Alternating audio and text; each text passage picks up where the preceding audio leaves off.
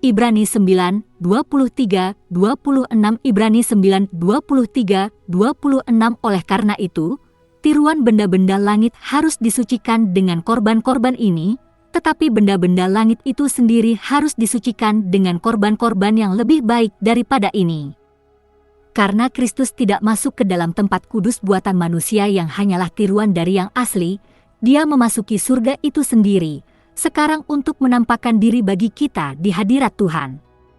Dia juga tidak masuk surga untuk mempersembahkan dirinya lagi dan lagi, seperti imam besar setiap tahun memasuki tempat maha suci dengan darah yang bukan darahnya sendiri.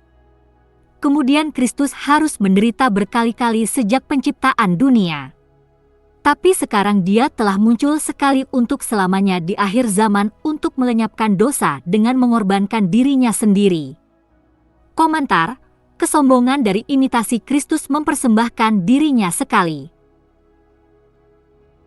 Ayat-ayat ini dan ayat-ayat berikutnya dapat ditempatkan secara kontras dengan teologi Katolik dengan praktik sesatnya tentang apa yang mereka sebut pengorbanan massal, di mana imam diduga mengubah Kristus menjadi sepotong roti transubstansiasi.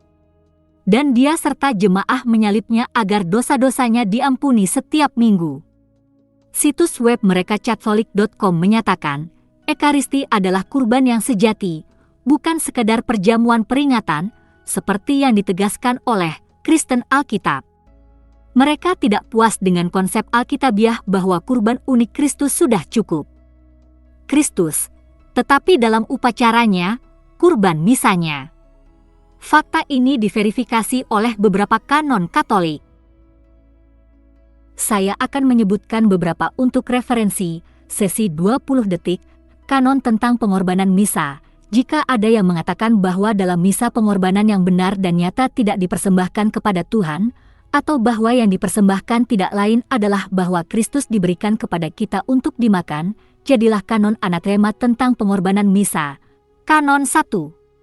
Sesi 20 detik, kanon tentang pengorbanan misa. Jika ada yang mengatakan bahwa kurban misa hanyalah pujian dan ucapan syukur, atau bahwa itu hanya berguna Dia yang menerima, dan tidak akan dipersembahkan untuk yang hidup dan yang mati, untuk dosa, hukuman, kepuasan, dan kebutuhan lainnya, jadilah anatema kanon tentang pengorbanan misa, kanon 3.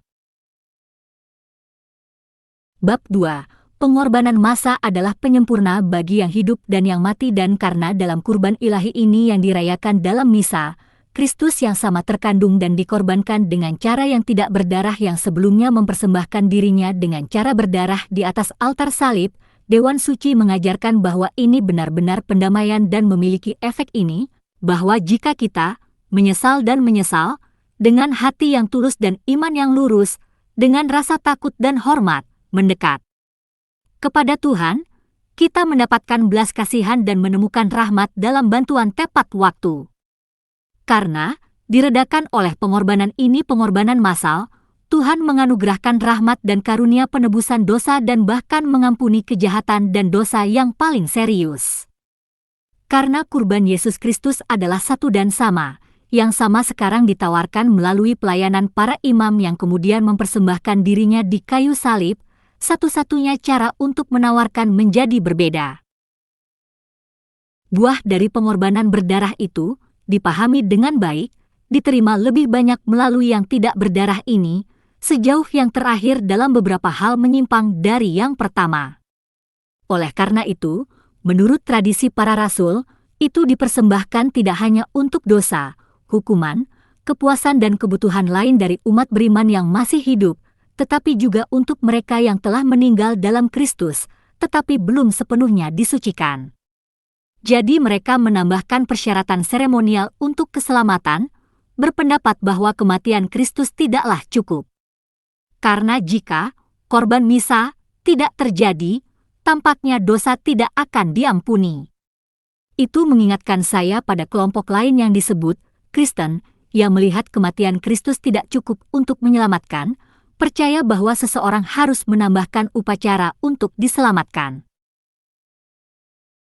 Beberapa orang telah pergi dari Yudea ke Antiokhia dan mengajar saudara-saudaranya, jika kamu tidak disunat, menurut adat yang diajarkan oleh Musa, kamu tidak dapat diselamatkan, 1, 2 bahkan hari ini, bahkan di antara orang Kristen non-Katolik, ada yang menambahkan persyaratan seremonial untuk keselamatan.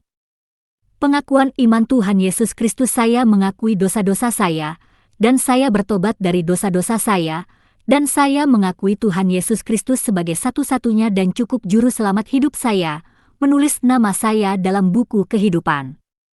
Kisah Para Rasul pukul 4:12. Tidak ada keselamatan di dalam orang lain, karena di bawah kolong langit tidak ada nama lain yang diberikan kepada manusia yang olehnya kita harus diselamatkan. Kisah pukul 4:12. 1 Yohanes 1:9. Jika kita mengaku dosa kita, Dia setia dan adil untuk mengampuni dosa kita dan menyucikan kita dari segala kejahatan.